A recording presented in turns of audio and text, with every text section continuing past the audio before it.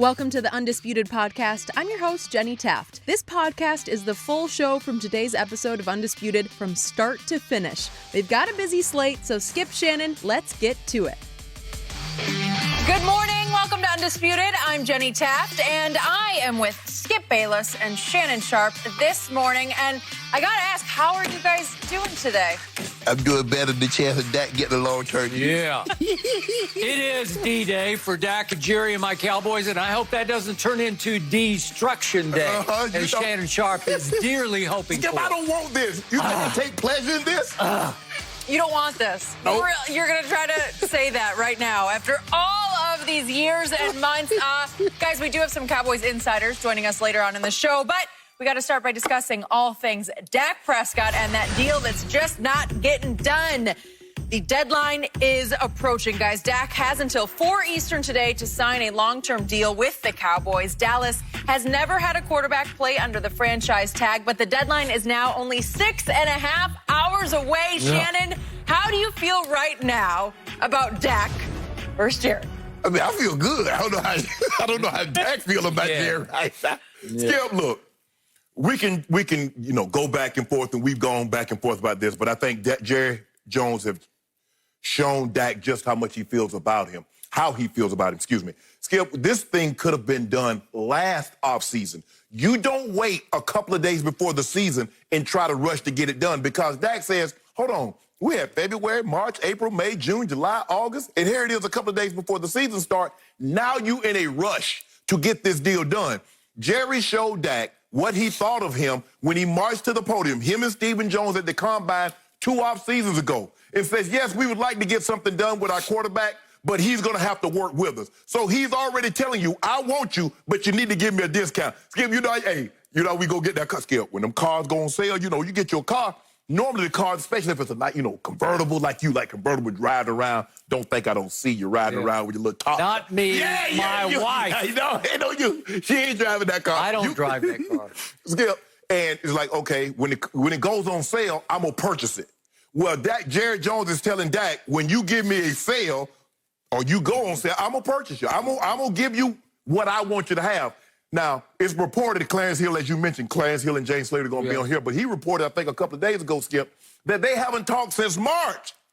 Since March. So they haven't talked since March, and somehow they're going to get a deadline done. Okay, so it's, 9:30 Eastern time now, Skip? So basically you got to, about 6 hours? So they're going to get something done in about 6 hours, when they haven't gotten anything done in about 3.5 months. I just don't see how it gets this far when it's barely moved, really, Skip, since September. It didn't move once he came. I think the agent approached Jerry and said, I wanted more money. Yep. And since they had those conversations in March. So basically very little movement have transpired since then. Skip, I believe this has done a lot of harm. Because when you tag a player, I don't care what they tell you. Oh, that's a lot of money. We say, yeah, but we don't believe you long-term. Because if we believed in you long-term, you get a Chris Jones type deal. You get a Myles Garrett type deal. You get a Patrick Mahomes type deal. Yep. Not this franchise tag. And we've seen guys, Kirk Cousins, we knew from the start, Skip, they don't believe in him. Yep. Well, if you believe that's your guy, you go ahead and tie him up. Says, okay, we got a young guy, we're going to tie him up. So, Skip, for me and Jerry, looking at Jerry's history, he's really never had a problem paying guys that he believes in. He's done it since he's on the team. Put an over in front of him. Okay. Right? Overpaying guys. So he's really never had a problem doing that. Yep. But for some reason, he remains very hesitant to give Dak the long-term deal that he's seeking. Now, it was reported that also, Skip, Dak wants a 4-year deal. Jerry wants a 5-year deal. We just don't do. So in other words, Skip, Jerry wants all the terms. I want you to give me a discount, but I also want you to give me the payment plan that I want. Wait a minute, Jerry. Either you give me the years I want, I'll make some concessions on the money, or you make some concessions one way or another. But you can't have it both ways, and Jerry wants it both ways. He wants a 5-year deal, and he wants Dak to cut him a discount. Dak says, I can't do both, bro. There's no way I'm going to be able to do both. So, Skip, it's gotten very contentious. No movement since March, and this is supposedly your franchise quarterback. Skip, it's not looking good. I've said all along I believe Dak was going to play on the franchise tag. I've seen nothing that makes me believe that they're going to get a long-term deal in 6 hours. And Shannon Sharp loves it. Shannon Sharp does not love the Dallas Cowboys. Shannon Sharp wants to see their salary cap wrecked or their locker room split apart. One way or the other. Why would the locker room be split? No, because half of them are on Dak's side, half of them say, well, Dak, maybe you're asking for No. money. Ain't nobody on Jerry's side. They want you to get that money. Yeah, maybe. Okay. Let me say up front, silly me, I'm still holding out hope that they are feverishly negotiating as we speak. Jerry told me the first time in 1989, maybe the first time I sat down with him in 1989. That's a long time ago. First year he owned the Dallas Cowboys. Yep. Deadlines make deals. Jerry has always been at his finest in the 11th hour when it comes to negotiating. Jerry loves to get pushed up against the clock and just says, let's get this done. I'll go here if you'll go here, and all of a sudden the ice thaws and here we go. Mm-hmm. I'm hoping against hope that that is happening as we speak.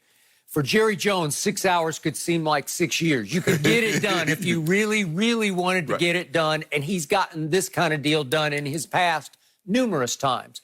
What does he say? He always tells the Dallas reporters, when have you ever known me not to get one of these done?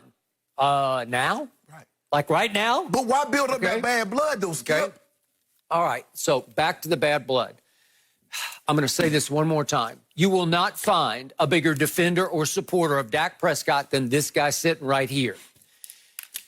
I am hoping against hope. I want him to retire a Dallas Cowboy with 2 Super Bowl rings. I would love to see that, and I believe he is capable of that. Do I think he's Patrick Mahomes? I do not. Could he maybe turn into Patrick Mahomes someday? I don't know. It's a long shot, but again, the point is, there's only one Patrick Mahomes. Exactly. And he's your guy. And this has been my guy from the start. I love Tom Brady, too. There's only one of him. I have called Dak Brady-esque. Yes.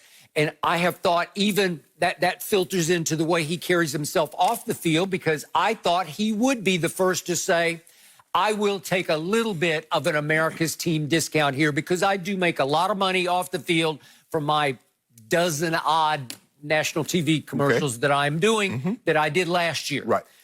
And I thought that Dak would be the first to say, you know what? We're building a potential dynasty here. We got a juggernaut of talent around me. Pro Football Focus even yesterday came out with the 3 Dallas receivers, including CeeDee Lamb. They're ranking #1 among wideout trios. Okay, there's nothing not to love about this team going forward because they did significantly improve the defense. And I do believe Mike McCarthy will be some upgrade over old 8-8 himself, Jason Garrett. So if Zeke's going to have a bounce-back year and the offensive line is still, I'm not saying it's dominating, but it's still a top 5 offensive line, and you do have a new weapon in CeeDee, and you did keep Amari for what it's worth, but he's still there. And Dak has to look at this and say, man, we could go places for a while now. We could go on a run here, but I have to make sure that we have enough cap room to continue to build the supporting cast. That's what Tom Brady said for 20 years in New England. He did. But, Skip, the difference is that Tom Brady saw nobody was making market value. He sees Amari gets above market value. He sees D. Law. He sees all the linemen, Ty Smith, Zach Martin, Lyle Collins. He sees Zeke. Everybody around him is getting market value or above, and he says, you want to give me below market value. Which brings me to this moment, this flashpoint moment. And all of a sudden, Dak couldn't be in a worse place at a worse time. We're in a pandemic.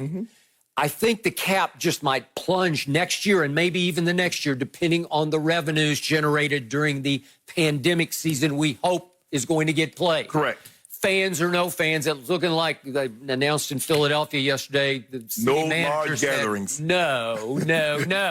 And I'm pretty sure we're going to see a season with no fans. Well, fan-induced revenue at ballpark, at especially stadiums. in hot spots, Skip. You're looking at California and Texas and Florida. Okay. Texas is maybe the hot spot right now, especially in Dallas. I got a lot of friends there, and they are in panic mode. Okay, so the point is the cap is going to go down some, maybe a whole lot. So Jerry has to sit back and say, well, I got to sort of guard that bottom line here a little bit. And now it brings me full circle back to where are we now and to the Clarence Hill report. Todd Archer of ESPN said the same thing yesterday. No talks. No talks. Jane Slater, we're going to have her on also, Clarence Hill and Jane Slater. She's with NFL Network, and she's been all over this story. And she said yesterday that she was told that Jerry at least reiterated to the Dak camp, we are where we always were. Yeah. We stand by our offer for what that's worth. And she reported a little lower than it has been reported. She said it was 33 to 35. I'd heard up to 36 a year. And then she said 100 plus annually. Well, I don't know. Remember, you always call me on this one. Does that mean the real guaranteed money, which is called guaranteed at signing? Right. If that was the real guarantee, that would be pretty good. Right. If that's just that broad guarantee. Injury guarantee. Yes. Okay. So just for the record, Jared Goff, and this was September of 2019. Correct. He got 57 guaranteed at signing. Right. Okay. So it's the whole guarantee is 110, 57 at signing. Right. And Carson Wentz got 107.9 overall, but 66 at signing. Right. That was in June of 2019. Correct. So they're a year and a year plus that they got their money, or they've been making their money. Right. So the point is, Yahoo reported that Dak and Jerry, it looked like they had a deal. Jerry basically announced the deal to the media after the first game and said, we are very close. It is imminent, was the word. And one of the reporters said, define imminent. And he said, I'm talking about days, not weeks. Days, we should have a deal. That was after game number 1. Nothing happened. He had a big game in 2 at Washington, big game 3, Miami at home. So that was Giants at Washington, Miami. Shannon Sharp is telling me garbage, more garbage. And he lit them up. And he had a QBR average of 90 in the first 3 games and led the league. And you're saying, I'm discounting, I'm not buying. And at that point, according to Yahoo, the agent for Dak, Todd France, then he suddenly announced to Jerry Jones, he notified him that our demands just went through the roof. And Jerry said, no, we had already agreed on the money matters of this. You know, the money had been... The framework, and we already outlined that. And now we just got to cross a few T's and dot a few I's. That's why the deal was imminent. And listen, Jerry Jones has a terrible temper. Ask Jimmy Johnson. And I think he lost his temper at that point. It was reported that he was miffed at Dak and that he was mad at the agent. Miffed and mad. Bad blood started to simmer and then seep into that relationship that wasn't great to start with because, to your point, you've made this many times, Dak, to his credit, just said, arm's length from Jerry, I'm going to be the leader of this franchise in the locker room. I want everybody to be able to come to me and trust I am a player's player. I'm not the owner's player. Okay, so great, good on that. I'm all for that. The problem is we have hit the wall right now where it feels bad blood-ish. And remember, Dak announced, how long ago was it? It was June 22nd. He just flat out announced, I'm signing the tag right now. Well, you could have waited until today to sign the tag. Well, I at that first point, I thought, well, is that a PR move just to make Jerry look bad? Like, he's got me. I'll just go ahead and sign this to try to put some public heat on him to go ahead and do a long-term deal? Or was it Dak just saying, heck with you? You know, if this is the way you're going to play and you won't even return our phone calls or whatever it was. And plus, I think the thing was, Skip, is that, you know what? Knowing Jerry might be devious enough just to pull the tag and says, okay, Dak, go find the car. You could protect yourself. So let me go ahead and get my name on this. This is $31 million against his cap. Fair enough. So, bottom line to everything we just discussed, it feels like a sad day to me. And I hate to be a pessimist here, but it's feeling like a dark day in Cowboy Nation because it's not that Dak is leaving, because he's not leaving. It's not like Dak is on his way to the poorhouse, because he's not on his way to the poorhouse. He's going to make $31.4 million, which is the 8th highest salary of any quarterback. That's higher than Matt Ryan or Tom Brady or Drew Brees or Phillip Rivers, so not all bad. But to your point, and one that I've made many times, nothing good ever comes from that franchise tag. It creates distrust. It creates suspicion on one side, and on the other side, it destroys trust, where you're looking sideways at each other like, do you believe in me? I don't really believe in you. Exactly. And if you don't believe in me, I don't believe in you. And the bad blood will start to seep deeper and deeper into the relationship. And the pressure will start to mount on that guy. Once again, he's being thrust into a position for the second year in a row. You're playing for a new deal. Right. I don't love that. I don't love the locker room. I don't love the distraction. I don't love the lack of comfort zone. I don't love the message it sends to the football team. Again, Jerry's not all in on the quarterback right now. If Jerry's not all in, are we all in? Right. We think we are, but we're not sure. Right. So all that adds up to what just happened. I'm blindsided by this because of what you just said. Jerry's reputation, he's almost notorious for overpaying his stars. He comes to love them like sons. Maybe he doesn't love that guy like a son. But look what just happened. Amari Cooper got $20 million after he quit 3 times on the road. What? Yes. And DeMarcus Lawrence, the harder I look at that contract, the worse it gets given his lack of production last year. Yes. He makes $21.5 million a year. It's a lot of money, man. And Zeke got 15 a year, and I'm starting to think Jerry won that deal, but Zeke didn't give you 15 million bang for your buck last year because Amari, D-Law, and Zeke all had career worst years last year after they got their money. So Jerry, you could argue, is sitting back right now saying, I can't do it again. I just did it 3 times and lost. Well, it's just hard for Dak, Skip. It's just hard for Dak to see everybody around him get paid. And then now it's his turn. He's waited patiently. I got it. But remember, he doesn't have the greatest bargaining power right now. He doesn't have the best leverage because I keep reminding everybody, going into last year, the players voted on the top 100 players in the National Football League via NFL.com. Correct. He didn't even make the top 100. No, he did not. And I was outraged over it, but Jerry's got to be sitting back saying he didn't even make the top 100. But the problem that I have with this, Skip, when Dak Prescott was taking them to 13-3, and he won Rookie of the Year, and he made $400,000, Jerry Jones had the pom-poms on saying what a franchise quarterback he's got. When he struggles a little bit the next year, but he's like, you look at the injuries he had, he says, I think my quarterback played unbelievable. Then he follows that up, wins the division, and wins a playoff game. Yeah. All your fans, Dak is better than this guy. Give me Dak over Russell Wilson. Give me Dak over Aaron Rodgers. Now it comes time to get paid. Dak doesn't deserve but $20 million. You see how it flipped? Okay. Dak says, hold on, wait a minute. I'm the same guy that won those 2 divisions. That's been underpaid for 4 years. What do you always tell me? I agree with that.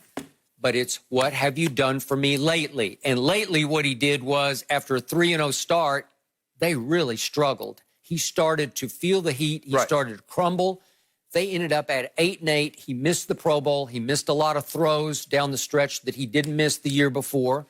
And again, it's now. What did you just do for me? Not that much. Hold on. What about those stats you were talking about? About they had 400-plus yards, and they won by 10 points and all that. Where are all these stats that you were giving me during the season when I was trying to tell you? You said nothing about Dak was not performing up to task. You said I did at the end. I didn't love New England or at Philly. Yeah, but I was talking about New Orleans, and I was going way back. I was like, no, everybody, Dak is this. You just a Cowboy hater. Now everybody, Dak is not worth this. Skip, you cannot expect Dak to give you a discount or take comparable money to Wentz and Goff, considering they had still 2 years left. Dak is free. So that's at least 20% more than what they got in bonus money. Okay, now we get to the bottom line X factor to this discussion, and there's been little to no reporting on this. And that is exactly how much is Dak an agent demanding? What are they demanding? No reports on that. I was told early on by someone who's in the middle of this who should know, Dak's agent is, and this was the quote I was given, is overplaying his hand. I'm sort of projecting this out, that they were in the 40-plus million ask range. Because they were looking at Patrick Mahomes getting 45-ish, which he did. I think they educated guests correctly. And that they wanted Dak at least in the ballpark of what Mahomes was about to get. So their demand was 40-odd, I don't know, 42, 43 million. Again, it could escalate through the 4 years.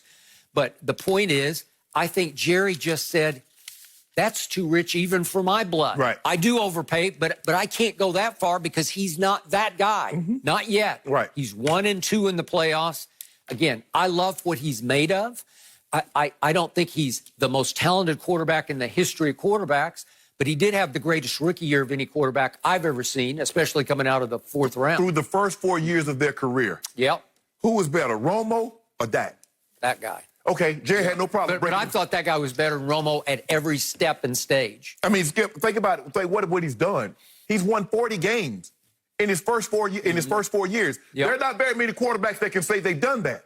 He did that. So Okay. no matter what you think about him, Skip, and remember I was talking to you, I said, Skip, this is a Dak, this is a Zeke-led football team. You was like, no, it's Dak. Even everybody, the Cowboys, our quarterback is good. Now all of a sudden, it's time for him to get paid, and you bring up every Paid negative. what? Paid Mahomes ballpark money? Well, you know already. Skip. I can't defend that. Okay, I'm saying. So Dak, I don't see a scenario, Skip. The going rate now moving forward for quarterbacks, you got to start with $200 million. I don't believe there's a quarterback $200 million what? over 5 years. Okay. So you're looking at $40 million. You're going to have to give him a 5 year. So Deshaun. How much of that is guaranteed? Half of it? Well, he's going to have to get Skip. He's looking at least 15 to 20% at the time of signing more than what Carson Wentz got because Wentz had 2 years left on his deal. I am good with that. So I believe that's where he goes. But Yep, Skip, and I'm good with more than Jared Goff, considerably more. Yeah. There's some middle ground that I was hoping Jerry and Dak would reach today. Right. Where it's 38-ish, it's 39-ish. Right. Maybe they're 2 years at 40 Right. at year 3 and 4. Right. There's some way to get this done, unless it's do not invite them, unless they fell completely apart and Jerry lost his temper. Well, you on already say Jerry's like that. So He you can said be. when they Can pull be. the rug out from under him. Well. And so here we are, Skip. We're 3 months in. Dak looks at his phone. It's from Jerry Jones. WYD. I know you're not in that. What you do. Dak, NTTY. Not talking to you. Yep. Jerry texts back. K. Dak texts Jerry back. would not text back K. Jerry don't Jerry, I know. Dak hit it with this right here. Right. So we over, Skip. I don't think that exchange transpired. I could be wrong. Oh, that's me? That was me? That was Yeah, me? I That's, think that okay. was you to me. That's what I get from you on a nightly basis, but that's okay. My bad, Skip. But Skip, I just don't see. If you've had no movement, basically you had no movement from September to March, no movement from March to July. Skip, what makes you think they're going to get a deal done? They couldn't get a deal done in a year, but they're going to get a deal done in 6 hours. You're almost certainly right, and I'm holding out hope. I'm sorry. No mercy. Cam Newton pulled back the curtain on how the Panthers decided to move on from their former MVP. Cam said the team simply texted him to let him know they were parting ways. Cam said he couldn't believe how he was treated after giving the team and city everything he had. Shannon, were you surprised to hear this? Yes, and it's very disappointing, Skip. I'm disappointed that Carolina handled it this way. Skip, there's nothing wrong with the team moving on. That's well within their right. You're bringing in a new head coach. You want to go in a different direction. Basically, the new ownership, Skip, if I'm not mistaken, I think Tepper was the guy that took over. Yep. So, Skip, you want to start spring cleaning. You want to go top to bottom. We're cleaning on, we're moving on. New head coach, new quarterback, Skip, that's well within their right. But I believe Cam Newton deserves better than that, Skip. As the face of your franchise for 9 years, he deserved to be an in-person call. Skip, if you remember, Tom Brady had a meeting with Coach Belichick. Tom Brady had a meeting with Mr. Kraft. You owe him that, Skip. When the Ravens released me after the 2001 season, Ozzie called me. He said, boy, what you going to do? I said, well, you tell me what you think I should do, Ozzie. He said, boy, you led the league in catches for tight ends. You can still play. I said, well, I'm going to play then. He said, now, we drafted Todd last year, and we want Todd to play. So we're going to release you. Go look around, boy. Somebody wants you. Somebody wants your talent. But if you don't find anything, come back. But just know Todd is going to be our starter. Skip, no problem. You mean to tell me they couldn't do that for Cam? You mean to tell me you can't be Marty Herney, you drafted this man. You mean to tell me you cannot pick up the phone and call this Cam? We're going to move in a different direction. We appreciate everything you gave the city. We appreciate everything you gave the organization for 9 years. We really appreciate your service, but we're moving on at this time. We wish you all the best. You text this man, Skip? But that's cold. That's how you know that It was over. Skip, you know how sometimes, when somebody call, I ain't gonna say it was guy or gal, but they say, they pick up the phone and call you. Don't you ever call me again. What they were telling you, Skip, they really want you to call them again, don't they? Yeah. Nah, I ain't gonna do that. Nope, I ain't gonna do it. So Carolina basically told Cam, we really, really done. With everything about you, with you, this is over. Because they didn't even have the decency. Skip, I ain't gonna forget courtesy. They didn't have the decency to pick up the man and call a man that gave them 9 years of great service. He was the face of the franchise, no matter what you think. Was he flamboyant? Did he celebrate too much? No matter what, Cam gave them everything he had. He did. And in the end, it might have been the reason why he's not there, because as you said, he died for their cause. He did. Without trying to spare himself. So yes, this is awful. This is an awful look for Carolina. No matter how you slice it, you can move on, but Skip, you owed him more than that. I agree. Again, just to be fair, he said they did call him after the fact. Yes. The deed was done. Yes. And then they called him. I assume the owner and the GM called him. Skip, they had already made the decision. It was and done. Then they tell him, well, Cam, you can seek a trade if you want to, knowing they've already tried the shopping, couldn't get anything, and then they say, we're going to release you, but you can try. Okay, so I do agree with you. They'd done him wrong. They'd done him dirty. Because even worse than just a text message was the fact they waited until March 24th to release him. Yes! Remember, free agency opened on the 16th, and then 18th you could officially go. Right. Well, give him a shot. Right. And again, would that have changed his life? I have no idea. What if he had been available at the start of free agency as opposed to 7-8 days into free agency? Because all the quote-unquote bombs were dropping everywhere. People were already securing their quarterback, or at least their quarterback plans, before he hit the market. If you're in a relationship, I don't mind you moving on. Just don't lead me on. Yeah. Don't make me think one thing while you've already gone out and started something with someone else. You knew you was moving on with Teddy Bridgewater. You knew I wasn't going to be your quarterback. So why keep me there? You had to know that ahead of March 16th. Thank you. You had to make that plan. Right. Because guess what you had done, Skip? You had already signed the quarterback. The coordinator that was Teddy, that was in New Orleans. Obviously he was offensive coordinator at LSU, but he had Joe Brady. Joe. So he had a layover in New Orleans. So that was a perfect situation. Yep. All that had to be plotted out far in advance. Okay. So Cam, when they got I think the text went to the agent, not straight to Cam. Right. And his agent called. Yes. Okay. And when he got the call, they were waiting to approve a trade. Like they did have trade approval. Right. And so they're waiting for the communication to be, are you okay to go to so-and-so? What? We're released? So he got blindsided by that. Right. And I get that. And to your point, he took them to a Super Bowl, and you can't take that away. Right. He was the face of that franchise for not for 5 years, for 9 years. Yep. It's a long time. Right. And a lot of good to great things happened. Right.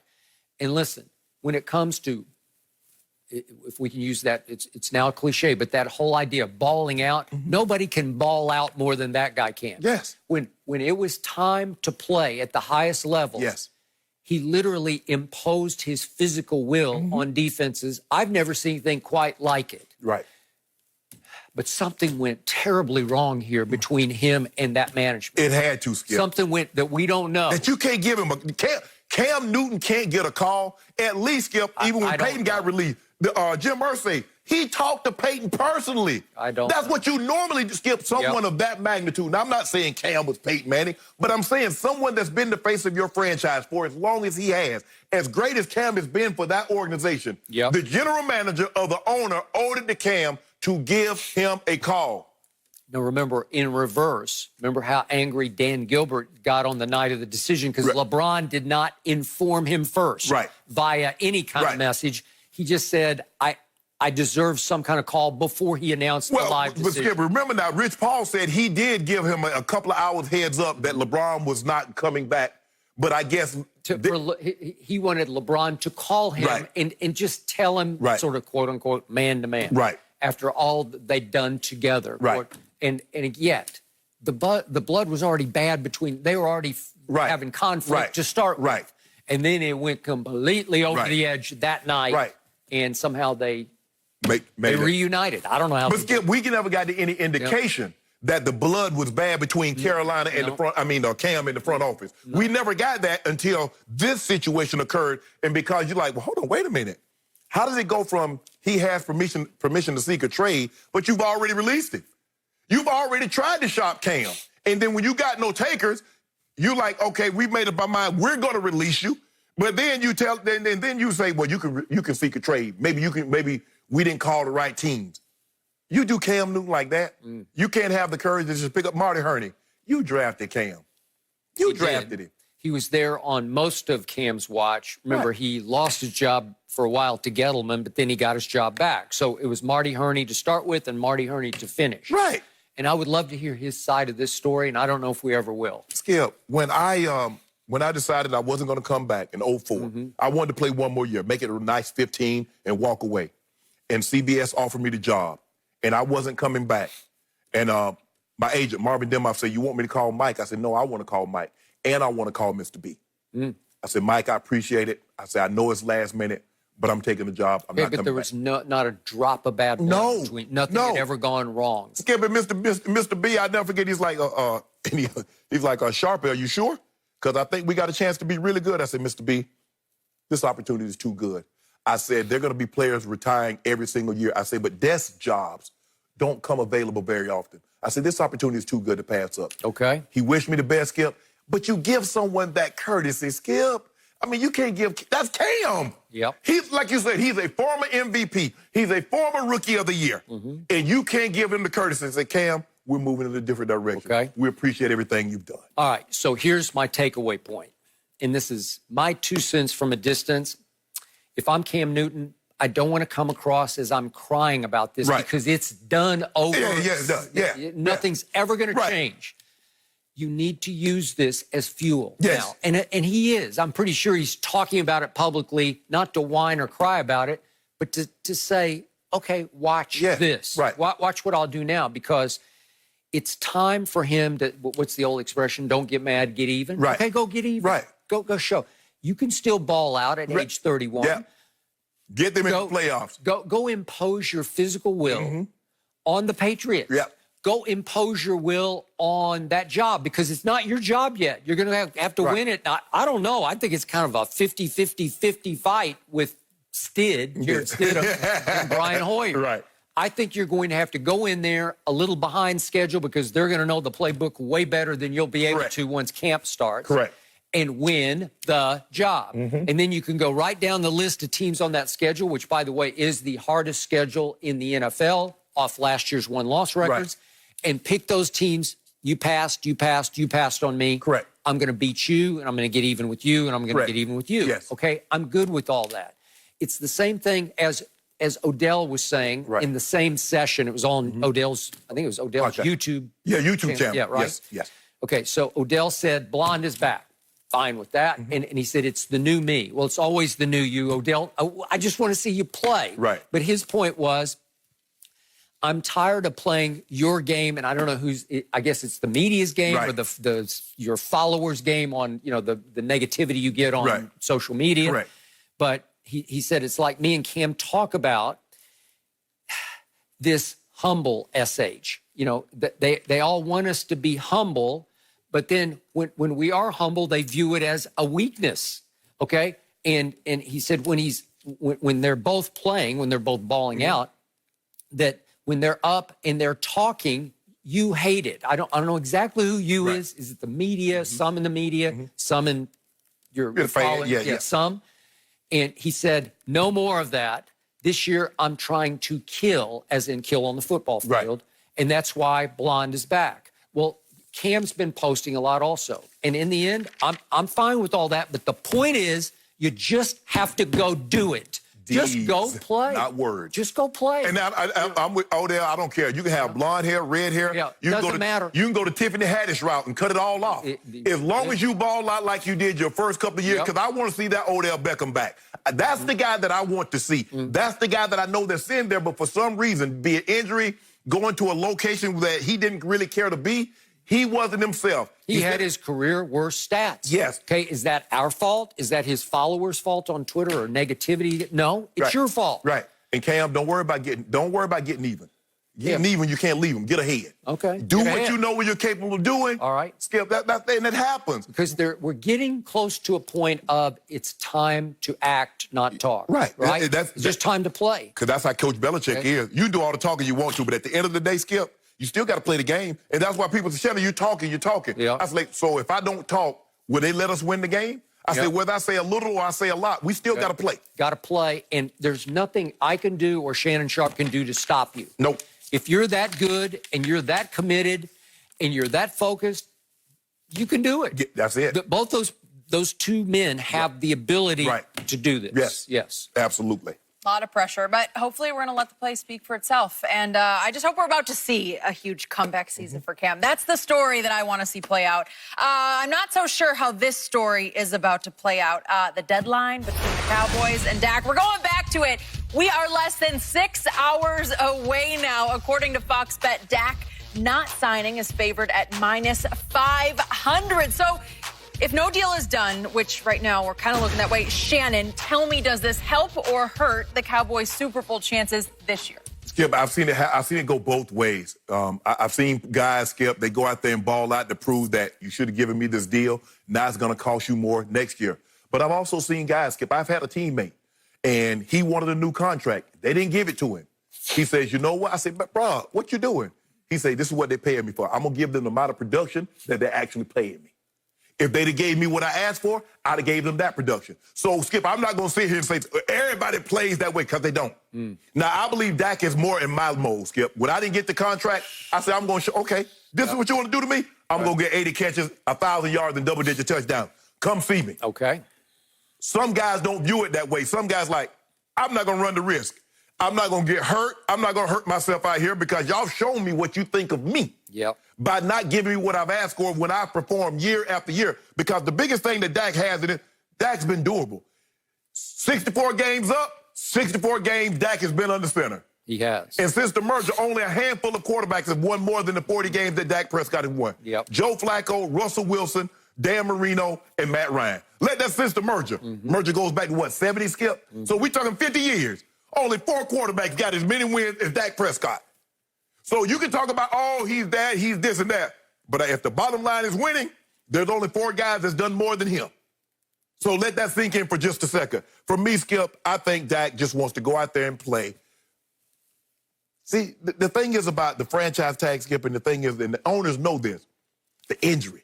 Because you know, having covered this game as long as you have, is dodging a landmine every single game. Yep. And the owners know that. So that's why they put that tag on you. Well, we put the tag on him. He's more than apt to give us a deal because he wants the security. So now we get a deal that's in our favor. That's what they were hoping with Dak. We put the deal. He don't want to play on a 1-year deal because that's 1 year. Yeah, that's a lot of money. But he doesn't get the long-term financial security that he's seeking. Yep. Dak says, nah, I'm going to roll the dice. I've been good this long. He says, hey, I pray every night. Everything's going to work out. I got 64 games under my belt, 64 games in 4 years. You know what? I believe I can get to 80. So for me, Skip, I don't think it's going to affect the way Dak plays. Dak's going to go out there and ball out because that's what he's done. He's had some great games. He's had some bad games. But I don't think the contract will influence the way he's going to play, the way he's going to approach it. Because the one thing I know, the little bit that I've been around him, he's very professional. He's about his business. He wants to be respected, but he'll go out there and do what he needs to do to get this job done. And I expect him to go play very well. And if I'm not, and you watch Skip, we'll be right back in this situation again next year because you know now, Skip, he won't give him a discount ever. He won't give him a discount ever. After you've done him like this, so Jerry, I just want you to know, you might need to be thinking about moving on because he won't give you a discount ever, ever, ever. So back to Jenny's question. I'm afraid, and I don't want to be Debbie Downer today, but it's, you know, they call me Drip Bayless, and I feel like I'm dripping on their potential Super Bowl parade today because that's how it feels to me. I'm just being honest with you. I don't like the feeling of this situation. Now, look, the best case scenario is he's now forced once again to play for a contract. And maybe next year he'll be forced a 3rd straight year to play for a contract. Right. What's the best thing that could happen? He'd go go win a Super Bowl or at least get this team to a Super Bowl. Right. And I'm pretty sure if that happened, he would get that Mahomesian kind of contract. Right. I'm pretty sure he would. You believe so? I do. I just do, because Jerry's like that. Okay. Right now, he doesn't have those kind of credentials. Right. So here's the first problem. Tag, you're it. Here we go into the season.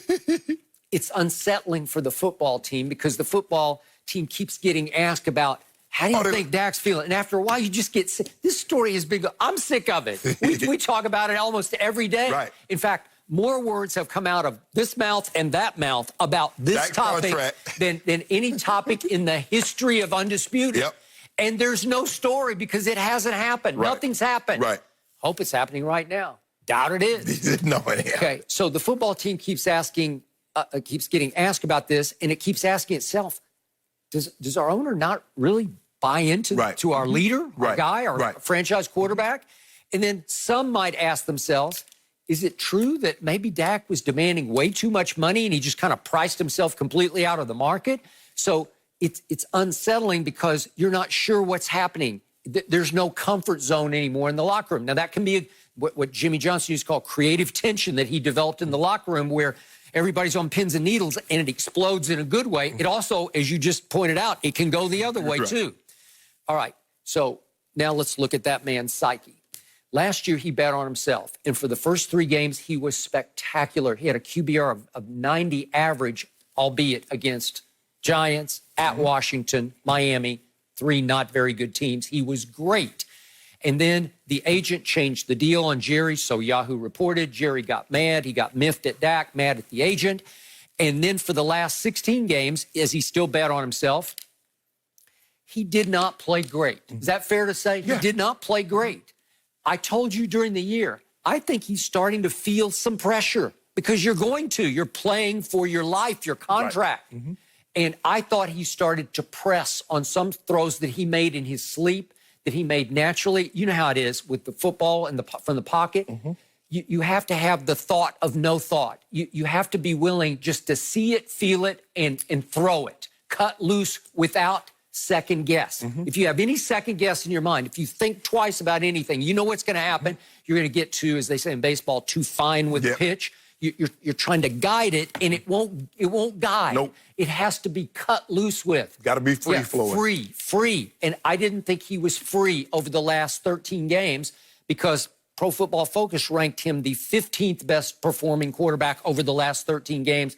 And again, I'll say it one last time, you gave him Fs for a lot of games, and you made strong cases at New Orleans, at Jets, Green Bay, Buffalo, at Chicago, at New England, at Philadelphia. They weren't very good. Right. I give you that. Some better than others. Right. 8-8 wasn't very good. So my point was, if I saw him start to wobble a little bit under the pressure of playing for a contract last year, what might happen in year 2 of this? What might happen in year 3? Might he just feel more and more pressure? What happened to Kirk Cousins, the guy you once called First Cousins? What happened in 2016 and 2017? The Redskins said, we're not buying into you full all the way. We're not all in on Kirk Cousins. We put the franchise tag on you, 2016, and then they repeated it in 2017. What happened to those 2 teams?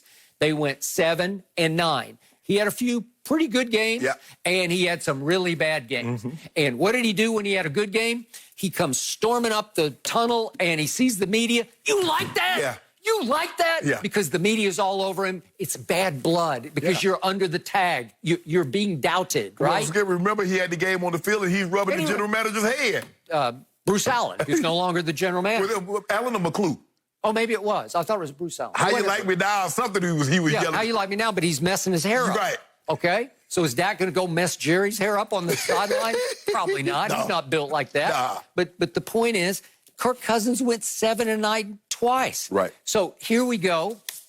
The football team is really good. The expectations are going to be very high for this team. It's favored to win the NFC East, so that means it's favored to make the playoffs as it did not do last year. Right. The Super Bowl odds keep creeping up. His MVP odds in some of the sports books in Las Vegas, I think Caesars, he's third. Third? I think he's 4th in Fox Bet. Skip, the thing is in order for you to find someone's true value, You have to let them test the market. Well, Washington, like, Kurt, you're not worth that. So they says, okay, we're going to remove the tag. Minnesota, we'll take you. 3 years, $84 million, $28 million a year, fully guaranteed. Yep. Skip, Dak is going to have to do what Russell Wilson did. Skip, you remember the first couple of years that Russell got into the league? Oh, it was the Legion of Boom. Oh, it's beast mode. Russell Wilson is just the guy. You can find 15 other guys. And then something happened. They started dismantling the Legion of Boom. Beast mode went away. And guess what? They kept making the playoffs. They kept winning games. And Russell Wilson now, most people regard Russell Wilson as the second best quarterback in the NFL. Yep. That's what Dak is going to have to do. He's going to have to show that he can win games when Zeke doesn't play well. He's going to have to show that when his defense doesn't play well, he's going to have to outgun someone. And when he does that, he can change the narrative. Because right now, Skip, they still say, oh, he goes along for a great ride. You hear players in the league say that. You hear analysts come out here and they say that. So he's going to have to do what Russell Wilson did, which is flip the narrative and say, you know what? Even without a running game, even without a top-notch defense, and I get into a shootout battle with a Drew Brees or Aaron Rodgers or one of these other quarterbacks, I can outgun him. I can score 35, throw for 400, and beat him when players around me are not playing their best. I elevate them. Okay. So the flip side of this would be, what if, and I know I'm just hoping against hope, this is fairy tale, but what if in 4 more hours they announce a deal? They got a long-term deal. They got a 4-year deal done at XX and Y. You do realize you're not asleep. Okay. You dreaming. Okay. Wake up. Okay, but I'm trying to tell you what that would be the flip side of this, because the momentum of that announcement would just springboard this team into camp and the season. It would be exciting for the team. It would be liftoff. We got our quarterback back in the saddle, right? You know Jerry Jones better than anybody else out there.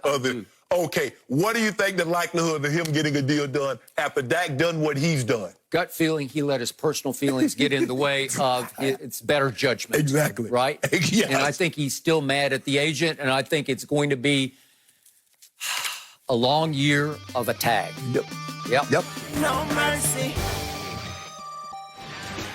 According to reports, there have already been several anonymous tips to the NBA hotline about players breaking rules in the Orlando bubble. Almost immediately, Twitter began to have a field day with Chris Paul memes speculating that he was the one behind all the anonymous tips. Shannon, is it too much to have a snitch hotline situation? No, it's not funny. Skip, look, I understand. It's funny. I'm laughing, Skip, but it's serious. Because you have to understand, if this virus penetrates this bubble, it's over. There's a reason why they Skip, if everything was normal, they would have left you in your normal locations and everything would have been normal. They put you in an isolated area to try to keep this disease out. If you go and come willy-nilly like you want to, guess what's going to happen? So guys are going to have to make a decision. Either we're all in or we're going to bull jive and this season's going to, Skip is going to get going and the bubble's going to get penetrated. And guess what? Adam Silver's going to shut it down. It's as simple as that. Yeah, we make a light of it and talk about they snitching and all this. But some guys down there are taking this serious. They're saying, look, we're down here for a purpose, a reason. Let's get what we need to get done and try to get back. Skip, if you just get to go off campus and come back whenever you want to and interact with anybody, Skip, that's the whole purpose of the bubble. It's not to have these kind of interactions. We know everybody that's going to come in here is going to be tested. So therefore, we can minimize the risk of someone infecting everybody else in here. Well, Skip, if guys just going to go and come as they please, what the hell is the bubble for? Man, guys need to make up their mind, Skip. Either they want this or they don't. I wish that there's another way I can say it. And I get, well, these guys, you should be able to go and come in my freedoms and my liberties. Well, your freedoms and liberties is about to get us locked down again. And your freedoms and liberties about to get that bubble cracked and you about to get your butt up out of there. And they're about to be an end of a season. It's as simple as that. It is. And yet, to your first point, I got a big kick last night out of all the memes. It was funny. It was funny seeing Chris Paul like in a big control room with 1,000 screens, presumably of every player's room he's monitoring. Obviously, he's the president of the Players Association. Chris Paul walking in a sheriff's outfit, which he once wore to a game. And LeBron quickly dialing his phone like to bust Kawhi for ordering Chipotle for delivery. Yeah, they got the meme of Tom and Jerry. He's looking at Tom is looking over his shoulder. He's dialing the number. He's calling the cops. Okay, I got it.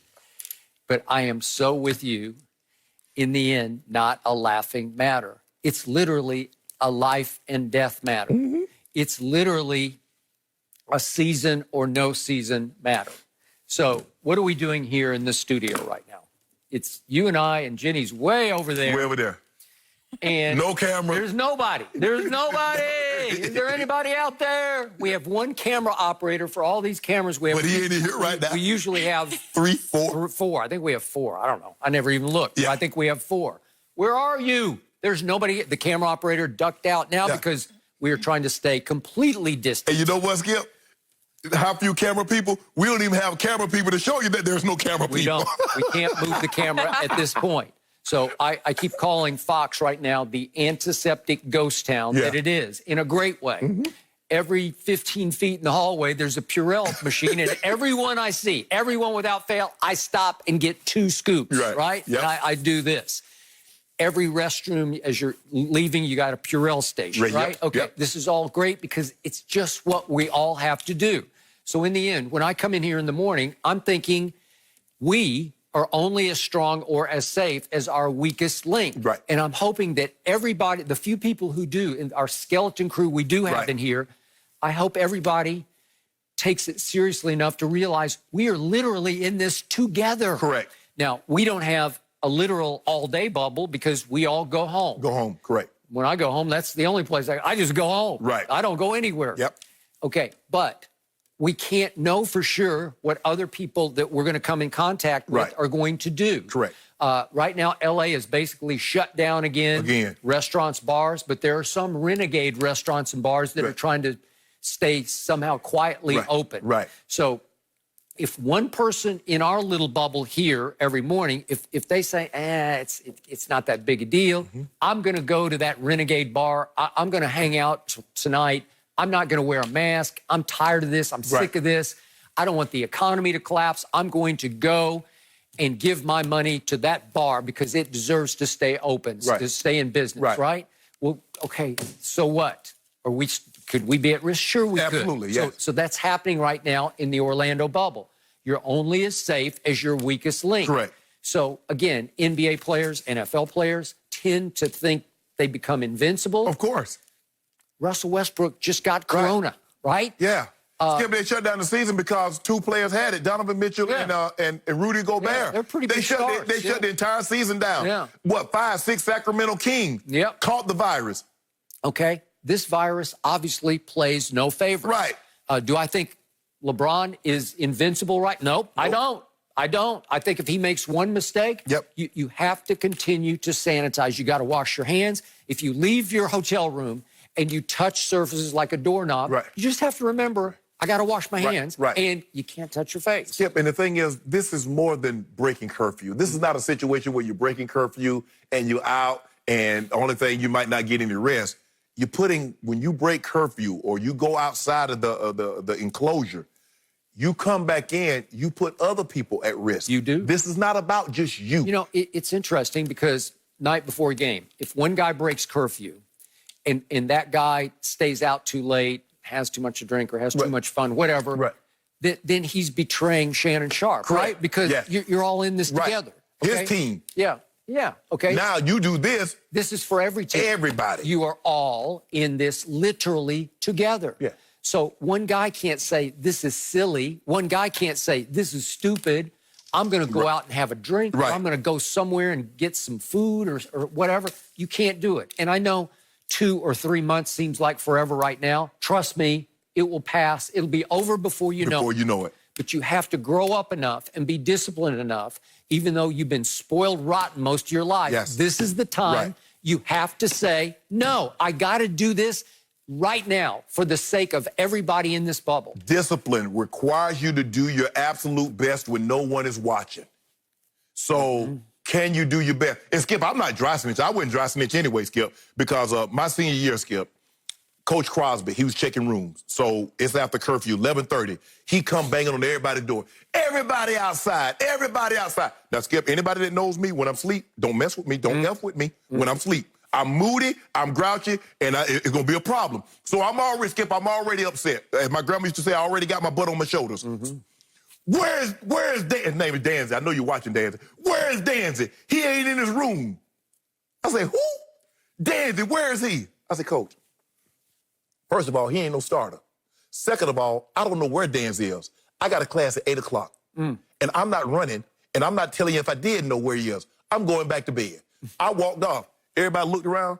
Man, Sharp ain't staying. I'm going too. We went back to bed. Where's Dansby? I don't know where Danzy was, but he wasn't on the team no more when he did come back. No, that was it for him? Nah, but I wasn't running for no Danzy. I'm scared. Me and my homeboy, they called me and said, man, you remember you did that? I said, yeah, I remember. I was mad too. I ain't snitching on nobody. It's not my responsibility. I ain't keeping up with him. I got to worry about me. I'm where I'm supposed to be, Skip. They need to be where they're supposed to be, Skip. Do what you're supposed to, because this is just not you. This is just not your team. You're affecting the other 22 teams that's in this. Okay. Because, Skip, if that bubble get cracked, Adam Silver, there are going to be a lot of guys that did everything. And that just goes to show you, Skip, sometimes everybody can do everything right, and you can get one person to do something wrong, and that's why you have to be careful, Skip, who you let on your ship. You know why? Because sometimes people will sink your ship just because they can't drive. Okay. So I hope they're all listening, and I hope they're all just it's pretty simple protocol. It's pretty simple, actually. Because we'd all like to see them finish, and I think a lot of them would like to see them finish this. And Skip, you know I make a lot of jokes about what they're going to eat. Trust me. Yeah. I know a lot of your guys' background. You wasn't always eating lobster. You wasn't always eating crab legs and New York strip with Wagyu, okay, A5 steak. You wasn't always eating like that. So let's not pretend, okay? You ate potluck. Your mom said, yeah, it's potluck. You'd be lucky to find some meat in there. So stop playing. You can do this for 2 months. And the one point I disagree with you on, I'm okay right now with some, this isn't even dry snitch, this is like wet snitching, right? But I'm okay with it because I think you have to police yourselves for a while because they can't police you. So you have to make everybody know, we'll blow the whistle on you. Right. It's almost like when you're playing pickup basketball, you have to call your own fouls. Right. Okay, right now they're calling their own fouls. And a lot of times, Skip, when you do things, it's not so much of getting caught, it's the thought of, I'm letting my teammates down. They're counting on me, and here I am bull jiving. I'm not taking this serious. And that's kind of how training goes, you know, Skip.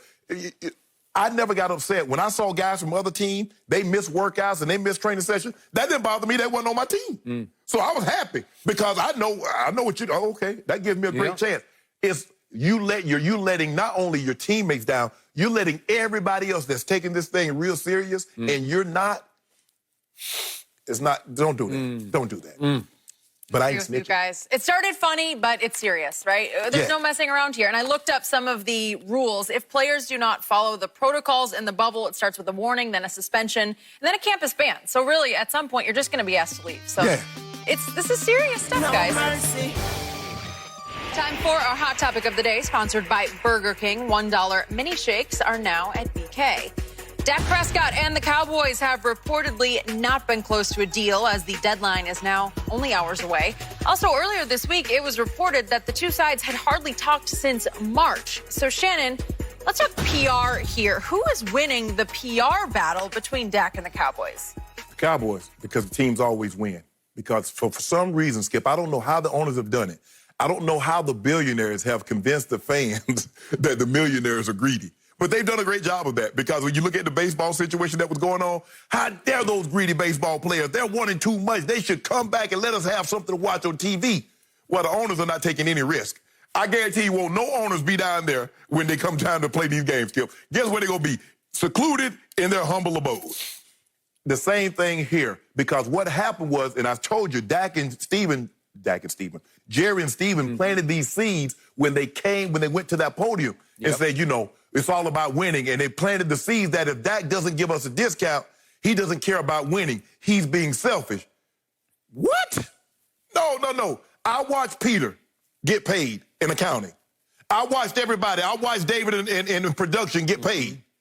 And so now my turn to get paid. You gonna tell me, well, Shannon, we need you to take a haircut so we can pay Helen and HR. Not with my money you won't. And that's what's happening, Skip. Dak has watched everybody get paid. He watched Ty Smith. He watched his right guard, Big Zach Martin. He watched Zeke and Amari and D-Law, Jalen. Skip, everybody's got paid. Dak like, what about me? What about me? What about me? Your turn's coming, Dak. Just be patient. Okay, what about me? Now it's his turn. Nobody else is giving a discount. Nobody else. Jerry didn't mention it. Ty Smith was the highest paid tackle at the time. Zach Martin was the highest paid. Zeke was the highest paid. Amari's number 2. Now you want Dak to give you a haircut. Dak said, well, I like my hair just fine. So, Skip, I don't know how owners have been able to do this, Skip, but in every sport, they will side with the owners and say the players are greedy, realizing that it's the owners that have the stranglehold on what they give out. But for whatever reason, the fans always, I guess, Skip, because the player leaves, I still have the loyalty to my team. But they've convinced that the owners have done a great job of convincing the fans that players are greedy. All right, before I give you my answer to this question, I throw this back at you for your insight into this. After George Floyd got murdered on Memorial Day in Minneapolis, this world changed. I'm hoping for the better. I don't know that. Right. But it potentially changed for the better.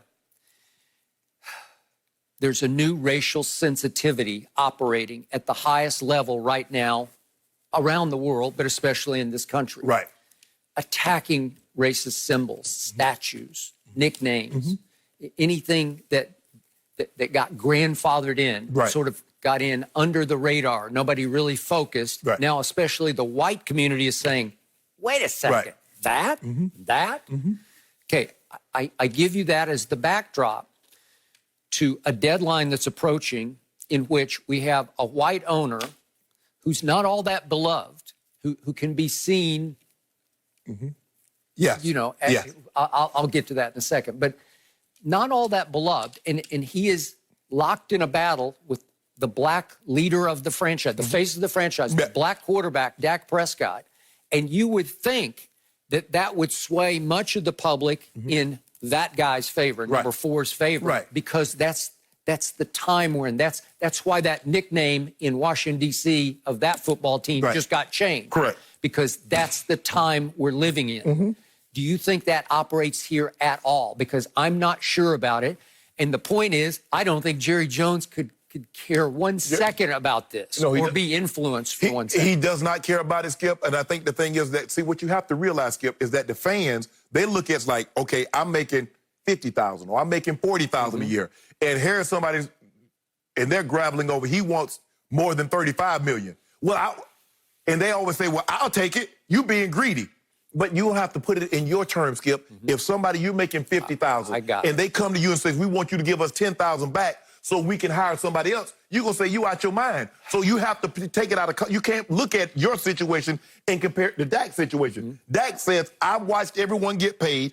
It's my turn. Why do I have to get, because maybe you're right. Maybe because he's looking at the D-Law deal. Maybe he's looking at Zeke. It's like, yeah, y'all got me overpaid. So I'm gonna try to, got him good. Right. So I'm gonna try to make it up on this. Dak like, well, why you try to get back on my contract? Get back on the next guy. Get back on Gallup. When Gallup's available or CD Lamb, take it out on them. But I need my money. Which is why I still believe that somehow, some way, believe it or not, Jerry Jones, who can be seen as a villainous figure, I think he's winning the PR battle within Cowboy Nation. I can only speak for Cowboy fans because I'm one of them. And I'm lifelong. I was just raised in this tradition. Went to my first game in their first year at the old Cotton Bowl. And so I got it in my blood. And to me, I know for a fact that Jerry Jones is notorious for overpaying his son. That's not his son. Correct. That's the one guy who said, no, I'm going to remain objective here. I don't want to buddy up to you. I don't want to get too close to you because I want my locker room to trust and respect me as being objective here. And because of that, Jerry Jones is not going to overpay that guy. But Cowboy fans know that he just overpaid 3 players who had career worst years last year. So obviously, right now their mood is, Well, don't do it again, Jerry, Right. because we don't know this for a fact, but I'm pretty sure he's asking for $40+ million for 4 years, 42, 43. I'm not sure exactly what it is, but he wants somewhere in the ballpark of Patrick Mahomes. Okay? God bless him for believing that strongly in himself. But Right. at some point, Jerry Jones is saying, no, I'm sorry, that's too rich for even my blood. Because I do overpay, but I can't overpay the quarterback. Because if you overpay that guy, we're talking about twice as much as he overpaid DeMarcus Lawrence. 21.5 becomes 42, 43. Okay, that's the one you can't survive because it could cripple your cap for the next 4 to 5 years. Skip, you mentioned something. You said that the Cowboys fans have seen Jerry Jones since he's on the team pay and overpay his stars. So when the fans look and says, well, Jerry is very hesitant to pay Zeke, there's got to be something wrong. Because, right. Yeah. So he has to be asking for something unrealistic. Yes. Because for 30+ years, we've seen him pay and overpay. Jerry has never had a problem spending money. All of a sudden, he's pulling the purse strings back as his... Skip, you know Jerry worth $8 billion? He worth $8 billion now. So the fans are looking like, well, hold on. Jerry paid Dion, he paid this guy, he paid Roy Williams, he paid this one and that one. Jerry ain't never been cheap. Now all of a sudden, Jerry penny pinching. What's really going on? Yeah, Dak asking for too much. Dak asking for too much. No, That's I how got they're it. looking at it. Here's my other shock about this negotiation. Every other negotiation that I have closely followed or covered that Jerry participated in, he can't help himself. He's going to talk. Right. And if it ever gets strained, he's going to unleash on the player. Right. What did he do? Remember what he said about Zeke during training camp last year? Zeke who? And then when everybody said, how dare you, Jerry? He says, I have earned the right. Because he meant he's that close to Zeke, I can kid with him. I can get away with it. And plus, did you see I go to bat for him? Yes, and did he? I tried to up in the commission. He did. Because for my guy. I have earned the right to do that. So I look back at all the negotiations past, going all the way back into the Landry era, Tony Dorsett, Randy White. They're always ugly, negative, a lot of back and forth crossfire. Right. And in this case, Jerry said not a peep, because I believe Jerry realizes this is the one where you're going to cut off your nose and spite your face. If you start to undercut publicly your quarterback, if you start to take shots at him or his agent, he's the face of your franchise. Right. So that's the one where you draw the line and say, I got to shut up here. Right. He's gone radio silent, obviously, on Black Lives Matter, but also on number 4. Right. Not a word. Right. Have you heard a word? No. We've heard some Steven of this. He's got to work with us. That's Right. But Jerry has made no definitive statement where off the cuff he took a shot at Todd France, or off the cuff he said, Dak's got to grow up and realize we can't pay him that much. There's been nothing like that. Right. And Steven says, what Dak has to understand that when we save money, it doesn't go in Jerry's in our pocket. He did say that. And Dak is saying, hold on. Did you say if you saved money on all those other guys, you'd have had the money to pay me? Yep. So all the money you supposedly saved because everybody giving you these discounts so you can pay these other guys, you'd have enough to pay me. But because you didn't, don't think I'm going to give you a discount so you could turn around and then want to pay everybody else what they're asking for. Ain't going to happen. No mercy.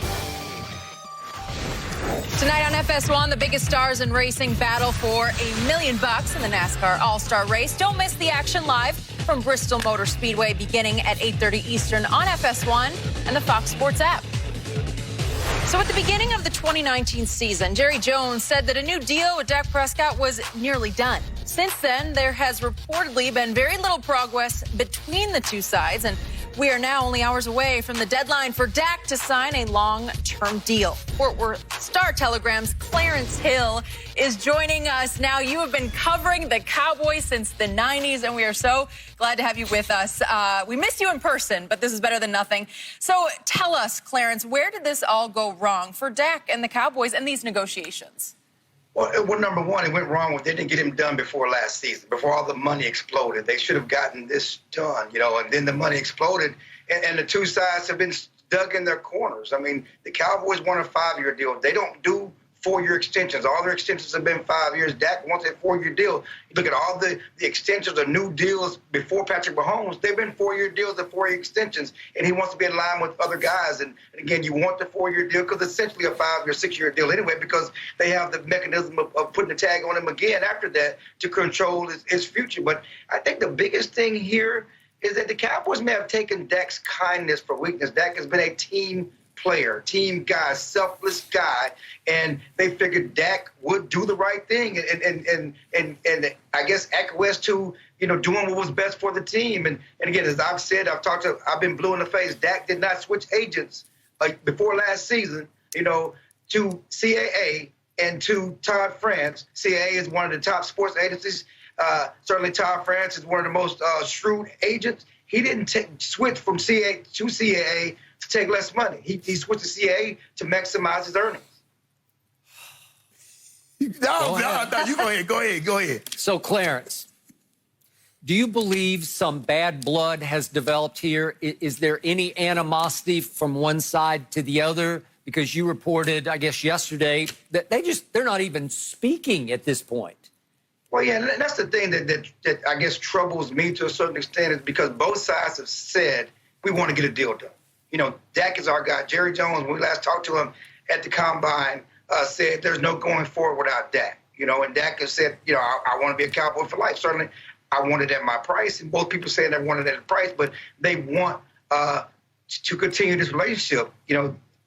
Mike McCarthy's come in and said Dak is our guy, but the fact that they haven't even tried to speak or to get on the phone and negotiate in the final hour before this deadline, that's troubling to me to a certain extent. But at least on the surface, there's been no animosity. Everybody said all the right things. You haven't seen the Zeke Who comments or anything like that, or the Dak Who stuff as we saw last year. But it's telling that there has been nothing. And the Cowboys are comfortable. They're comfortable with him playing this season on the tag. My issue is this. This opens up a doomsday scenario where Dak follows Kirk Cousins out the door. And for two sides that, want to go do this deal and want to get it done long term, when you have to play this season on a tag, if you can't get it done now, where's the hope that you're going to get it done after next season? Clarence, I believe this started a couple years ago when Dak was under contract and Jerry Jones and Steven strolled to the podium.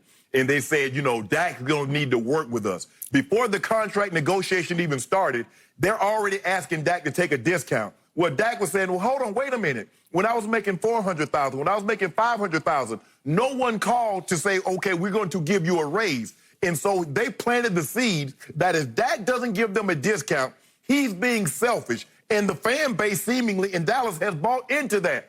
What do you think what Dak was thinking when he heard Steven, before any contract negotiation started, saying Dak needs to give us a discount? Yeah, I mean, you look at the situation. We've talked about Zeke and DeMarcus Lawrence. They all got market deals, the top of the market deals. And it's funny because I remember a story which Steven told after they signed DeMarcus Lawrence when they were negotiating. And first they lowballed Lawrence, and he finally came up and he said that Lawrence told us the cap is a you problem, not a me problem. That's for you to figure out. And it seemed like he said it in glowing terms of DeMarcus, how strong he was in the convictions.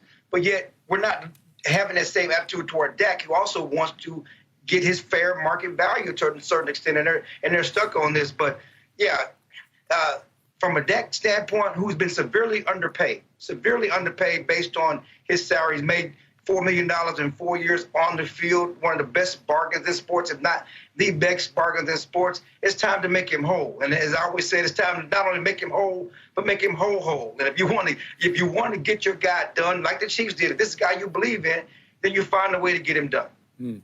So, Clarence, walk us back to opening day after the Giants game. I know you were there, and you heard Jerry Jones say after the game, Dak was great in that game, albeit against a not very good team. But Jerry said, this deal with Dak is imminent. And one of the reporters said, imminent as in what? How long? Days, said Jerry. We're going to get this done in days. Zeke had just gotten done. I know I was excited because I just felt like the next domino, the biggest domino, was about to fall in Big D, and it was Big Dak. And nothing happened for a week, and he went and lit it up at Washington, and nothing happened for another week, and he lit up the lowly Dolphins in Dallas, obviously.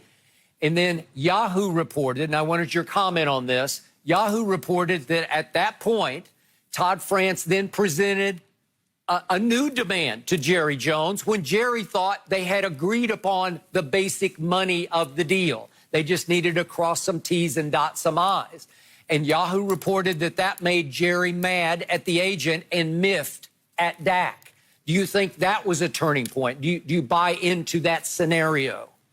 Well, it certainly was a turning point because they did think they had a deal. Yep. But in the words of old Darren Hambrick from long ago, what do imminent mean? You know, he went with what do voluntary mean? What do imminent mean? From in the words of old Darren Hambrick. But the bottom line is they thought they had a deal. So certainly it was a turning point. But after the Cowboys got to the fast start and the way Dak was playing, Dak and Todd France said, "Hey, now we think we can get a better deal." And so they didn't sign the deal. They made another offer. Certainly the two sides talks broke down. But since then, the Cowboys have made offers and upped the offer since then. So if that was the turning point, the Cowboys did give him a new offer in March. You know, they did up the money since then. So it wasn't like the Cowboys were so upset at that point. They just said, we're not doing anything. They did up the offer. They've upped the money, I think, twice since then. And we still don't have a deal. And the issue, again, as we talk, is more 5 and 4. And Lisa, I looked, someone else reported earlier that they may have taken the 5-year deal if the guaranteed money was higher. The guaranteed money that they've offered on the 5-year deal was not high enough. You know, and as again, if you want me to take a longer deal, like the Chiefs got from Mahomes, then money with me and incentivize it for me to take a longer deal. And that's what I've been trying to tell Skip, because Jerry's trying to get it both ways. Okay, we don't do 4-year deals, so we want a 5-year deal, but we want the 5-year deal at the money we're offering. Dak says, wait a minute. What do I get out of this? If I give you more years, shouldn't I get more money? If I give you less years, I'm willing to take a little less of the guarantees. But you don't get to have it both ways. Jerry says, I want 5 and I want to give you this money. And Dak was like, no. See, Dak is looking at it. If you look at Mahomes, if you look at Goff and Wentz, Clarence, they had 2 years left. So they got 4-year extensions. Those are 6-year deals. Dak says, I got no years left. And you want me to take the exact same, basically the exact same signing bonus money and the exact same guaranteed money as them? And they got the security 2 years before, and I got no security? Well, that's it. Because everybody talks about even the Mahomes deal and how cap-friendly it is early.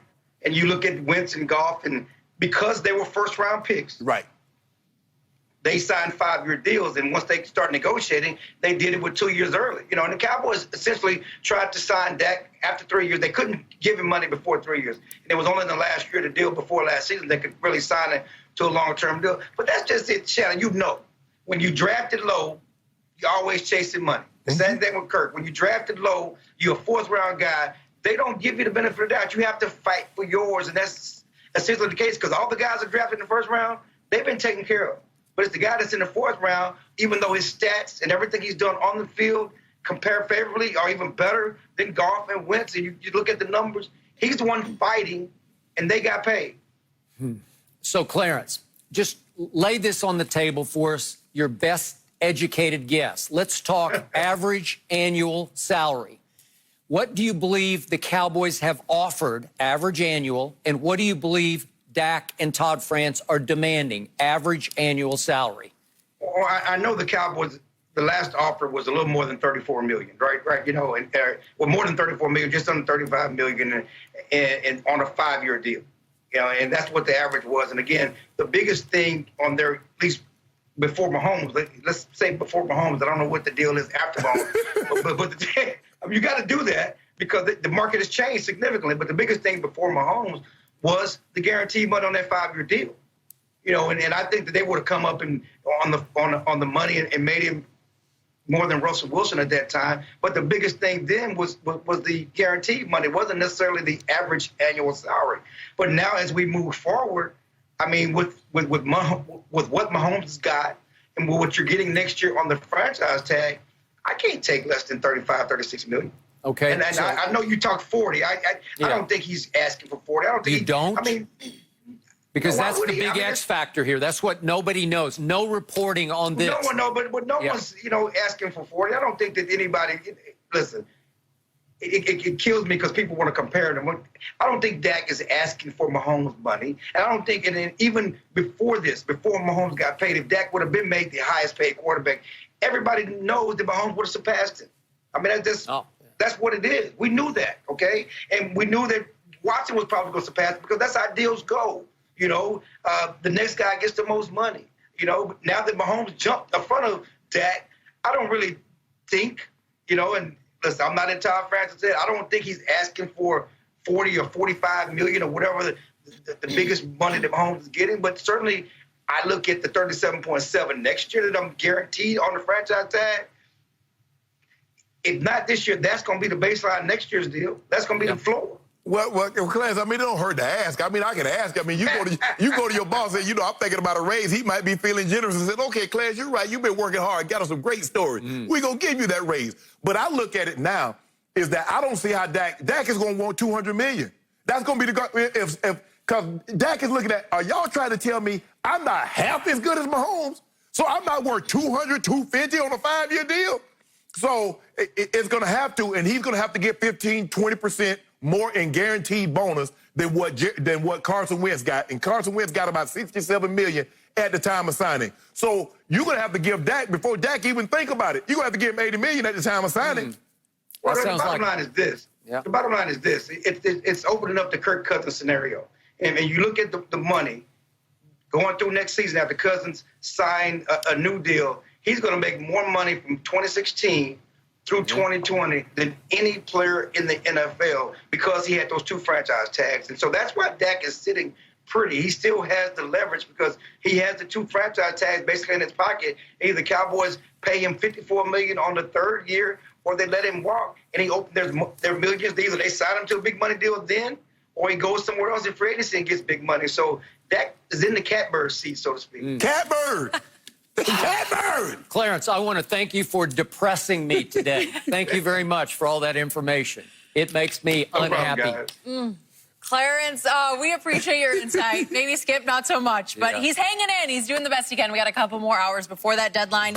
Clarence, thanks again. We'll chat with you soon. Thank you, guys. No mercy. Jimmy Butler has decided he will not have his name or any social justice message on the back of his jersey when the season restarts. Butler wants his jersey to remain blank as his own statement that it would represent who he would be if he was not a basketball player.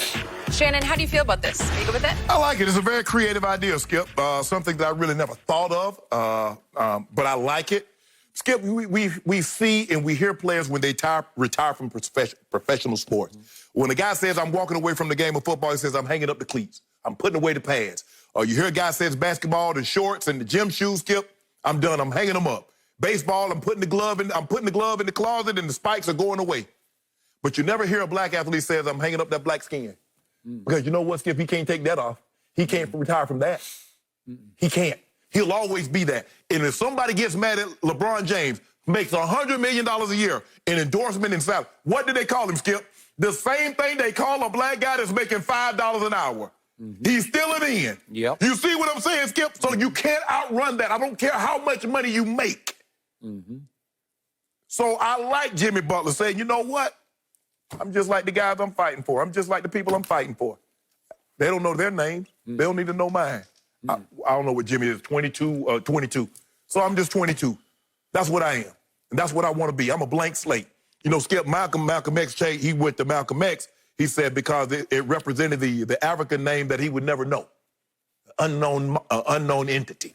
So he went by Malcolm X.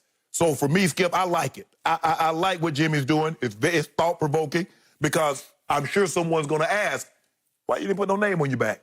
And then he gets an opportunity to explain why he did it. Although he already explained. Yeah. You know, it's interesting about Malcolm X. The way I understood it, Nation of Islam instructed all of its followers to drop their given last name. Their slave master's name. Yes. And go with X. Right. So his wife was Betty X. You would have been Shannon X, Skip X, whatever. I wouldn't have been there. But, you know. Actually, for a while, Skip, if I'm not mistaken, he went by Shabazz. I don't know that, but I just know they were all the followers were instructed immediately to go X. And I always loved it for Malcolm X's sake because it gave him a mystique and an intrigue to his name. Right. If you're just Malcolm, I think he was Malcolm Little from Omaha, Nebraska. Yeah. Okay, but if you're Malcolm X. Right. But Skip, you got my attention. Some of the guys, they kept the name because Muhammad Ali. You know, he followed the faith, And so he kept, he was Muhammad Ali. And so for him, I think because I remember the movie, I'm playing it back, and he's saying why he changed it to the X. I'm going to have to go back and research that again, but I think that's the reason why he did. So my point is, with Jimmy, if he put X on his back, I would, my eyes are open like, okay, what's your statement here? And I'm more interested. Okay, again, I've told you this before, and I'm going to triple down on it. Okay. Here is another disappointment for me, strictly from a white perspective, because I believe that a whole lot of white people who love the NBA are going to be on their edge of the seats when these games, we hope, start back again at the end of this month. And the white community needs to be bombarded with constant messages that relate to Black Lives Matter. The white community needs to be reminded again and again and again that Black lives matter and matter and matter and matter, because this conversation needs to be kept ablaze, not just be kept going, but kept afire, because this country has been on fire with a whole new racial sensitivity over the last couple of months. And I looked forward especially to seeing what LeBron chose to wear on as his message on his back. And the NBA took that out of his hands because the NBA decided to issue an approved list that I still cannot fathom at this time of personalized individual expression of freedom, that they would say, no, you have to pick one of these. And I do not blame LeBron, especially for saying, I have to pick one of these? Well, Skip, I guess in basketball they said in certain contexts, freedom have limits. So we're gonna limit this to 15 phrases or slogans. And we've talked about all the potential motivations for that. But the point was, LeBron said publicly, they did not ask for my input.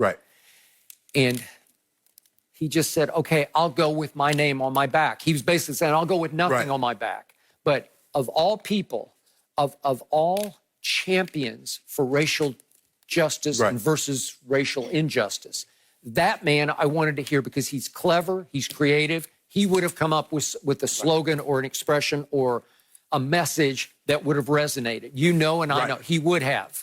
Again, he doesn't need to pick one from approved list, because that's too run-of-the-mill for him. He's not run-of-the-mill, right? I think the thing is, for me, Skip, and you look at guys like Dwight Howard says, I'm going to donate my entire salary to worthy causes. Patty Mills says, I'm donating my entire salary to worthy causes. Skip, and then I get it. Like I said, I love that the NBA did it, but, changing and putting a slogan or a phrase on your back, that's a symbolic message. What Dwight Howard's doing is going to have direct effect, impact of what Patty Mills is doing. So I'm more in line with those guys and people that actually do things. These symbolic gestures are nice, but that's what they are. I got that. But from my perspective, these messages across the backs of jerseys are not as much or not as important to the Black community as they are to the white community, as constant reminders, thought-provoke. That's interesting. That's interesting. Keep the thought going in the white minds that are suddenly more open than ever. For what that's going to be worth, I don't know, long term. But short term, minds are open. Bombard us with your messages. Again, it's fine to have Black Lives Matter written across the court, but I need messages. And now even Anthony Davis said, well, I'll just go with my family name because it's important to me. Well, that's not going to resonate with the white people. That's just in one eye and out the other. It will not resonate with white people that Kyle Korver wears Black Lives Matter across the... Nobody cares. Well, I mean, I thought his name was Korver. His name, Kyle Black Lives Matter? Okay. But again, what resonates is when you get it from the black stars. Jimmy Butler is a star in this league, and he's deep. He's a deep thinker where I'd be like, I want to see what you have. But he's like LeBron. You're going to make me pick one of these? I don't love any of these. They probably come off as kind of cliched and just sort of blah. You know, they don't really say enough the way Jimmy would want to say what he says. So he says, well, I'll make a statement. I'm just me. I'm just like all the rest of us who are oppressed. Okay, that's fine for him. Maybe that resonates with you. I don't think it resonates with the wider white community. And in the end, I don't want this to I wish you'd have just sat on it.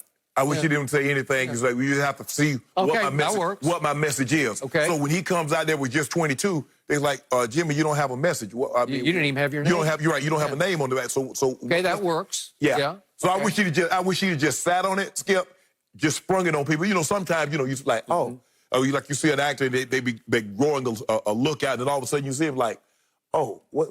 Must be for a new role or something. I wish Jimmy had done it like that. I just don't want some white people to think, well, if LeBron doesn't care and Jimmy doesn't care, maybe I shouldn't really care. No, they care. LeBron. Well, obviously he does, but it's all subliminal message. You're watching 2 hours of basketball, and constantly you're seeing whatever the expression. Well, I've heard a lot of companies say they care and they're going to do all these things, but I don't see them spending with black companies. So you telling me you care and not showing me that you don't care. I see better than I hear, Skip. Yep. I heard what you said. You're taking it to the next level. Yeah. I'm still at this breakthrough level right here. Okay. I see, Nike and Adidas and Michael Jordan said they're going to spend hundreds of millions of dollars in the community. Yep. Okay, that's one thing. I want to see what Apple, I want to hear what Google, I want to hear what Microsoft and Facebook and all these companies, they say, Black Lives Matter. Well, enough of that. We don't want any more billboards. We don't want you to paint any more street. Damn a street. Put some money in black banks. Put some money in black communities. That's what we want. Okay, I got you. That's your point of view. I'm still taking the baby steps of awareness, conversation, more openness to this, and I feel like Skip, you crawling. I'm taking baby steps. That's them little steps I'm taking. Right. When I start talking about walking, then we really gonna have a conversation. I still feel like Adam Silver dropped a ball on this. It started with him and the approved list. Right. That's not. The approval changes things when you only can pick and choose what you want to represent. It is interesting. But also the conversation, like you both have mentioned, will continue from these players once the season resumes. No mercy. Tomorrow, it's a doubleheader of the MLS's back tournament live on FS1. First at 8 Eastern, Montreal Impact battles Toronto FC. Then the Columbus Crew takes on the New York Red Bulls at 10:30 Eastern. Catch all the action on FS1 and the Fox Sports app. As we all know, this will be the first season with no Tom Brady in New England, and Bill Belichick is spending part of the offseason shooting Subway commercials. Pictures and a video were posted to social media of Belichick filming the commercial while seated on a bench enjoying a bite of a sub. I can't get enough of this. Shannon, what does this tell you? I love it. Tom Brady been holding Coach Belichick back. That would it tell me. He liberated. Hold him back. Yes. He gets an opportunity to spread his wings and be the coach that we all knew he to be. Because everybody says Coach Belichick has a sense of humor. Coach Belichick is outgoing. He has a great personality. And Tom was holding him back. So now he gets an opportunity to show the true William Belichick. I love it. Yeah, I like me Subway too. I got a black Subway car. Do you really? Yep, sure do. Did not know that. Get me 100 subs. So, when I first saw this, I laughed and I laughed and I laughed. And my first thought was, is Bill Belichick so happy that Tom Brady is gone, out of sight and out of mind? This man is coming out of his gruff, tough shell. He's in somewhere called Branford, Connecticut. I spent a lot of time in Connecticut, but I never heard of Branford. But whatever, it's some little small town, a little south of where he went to Wesleyan. Right. And he's sitting on on a town bench on Main Street. Bench or something. He's eating a $5 footlong, right? Yeah. You've had a couple of those, right? Yeah. And next, I guess we'll see a commercial. They'll have a Cincinnati special, and he'll say, I'm on to Cincinnati, right? And then here we'll go. Cool. So, and next he'll be calling himself Billy Belichick because he's now the star. But, Skip, we've heard people say that Coach Belichick that we see publicly is not the Coach Belichick that they see privately. He has a wonderful sense of humor. He is engaging. He is funny. He is outgoing. But he never displays that because it would, now he feels, I guess, if he were to display what he actually is, now that changes the perception of, he loves having the persona of that he's gruff and that he's dictatorial. Yep. He like that, Skip. He loves that. And he doesn't do anything. He can be, is that all you got? He's one word on to Cincinnati, and, that's, so I believe it. Tom was holding this man back. So now you get an opportunity. We're going to see the Coach Belichick. Okay, so think about this. He spent 20 years vying for attention with and sharing credit with Thomas, Edward, Patrick Brady Jr. Yeah. And there's a reason he wanted Brady gone after 2017. The big ESPN story we talked about at the trade deadline, Robert Kraft had to force him to trade Jimmy G. Correct. And because he was ready to go forward in 2018 with Jimmy G as the new Brady, right? So in this case, that's a long time when you're trying to push him out. You're trying to push him out 17, 18, 19. Now at age 68, that guy is saying, I am free, I am liberated, and it's my turn to be the face of this franchise. I've got the stage all to myself. Yep. I'm in complete control, and whatever we do or don't do will fall on me. I'm going to get 100% of the credit, although if Cam has a big year, as a lot of people think, he would get some. But again, Belichick, it would be like, I got rid of Tom Brady, and I went in a new direction, and I still won. Right. Well, it would be huge for his resume. He's sitting on the bench by himself. By himself. But here's the thing. He's like, well, Tom was hauling up all the commercials. He was. So now Coach Belichick's going to get those commercials. He's going to get Tom's radio spot, make him a couple of cool meals. So, yeah. Yep. Good. Like it. I am loving it because Tampa Bay is loving it right now because he thinks he's got way more weapons than Billy Belichick has up in New England. Coach Belichick said, I bet you my radio show will be higher rated than yours in Tampa. Bet you that. You think so? I know so. Well, the market's a little bigger. So everybody got to do the market. Yeah. Everybody got to do the market side. Coach Belichick has interesting points. It ain't going to be no golly gee whiz and, go guys, come on. Shucks, gee. Throwing up leaves, Jenny. Yep. Well, all that matters is W's and L's, and I'm betting on Tampa Bay. And my guy got a bunch of those. Yep. He closing in on Coach Shula. Well, this is going to be as fascinating a race to the finish line as we have ever seen in this league because they are both now hell-bent to see who can win a Super Bowl first without the other guy. Coach Belichick says, man, this liberation is a beautiful thing. I never knew what it was like to be truly free. For 20 years, having to share the spotlight because you keep bringing up that it was 85, 90% his success and not mine. Coach Belichick says, I'm about to show you who was the real mastermind. I told you 75% of the credit went to the quarterback. No, Coach Belichick says, I'm about to get 100%. Well, he's going to try to get 100% of the commercials and the credit. Yep. So, way to go. And he has earned the right after all those years. He did have some input into those 9 Super Bowls. What is your guy? Your guy stays on social media now. That's all your guy does. Well, now let LeBron post one thing. LeBron, show us, don't talk about it. And all your guy do is release every day releasing footage of him doing some breaking quarantine in the epicenter of the coronavirus, which is Florida. And he's out there every day. And you ain't said one word about that. Does my guy talk about war, going to war? No. Oh, yeah, he has said that. Oh, he's, he's had these little things. Oh, it's the man in the arena. You ain't in no arena. Like he a Roman gladiator. You ought to stop, Skip.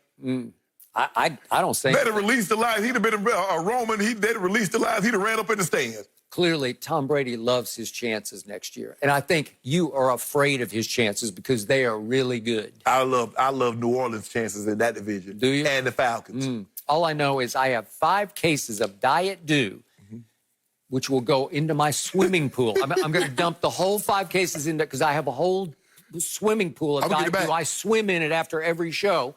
And the bet is that Tampa will have a better record than New England. And I love my chance. I'm going to get it back.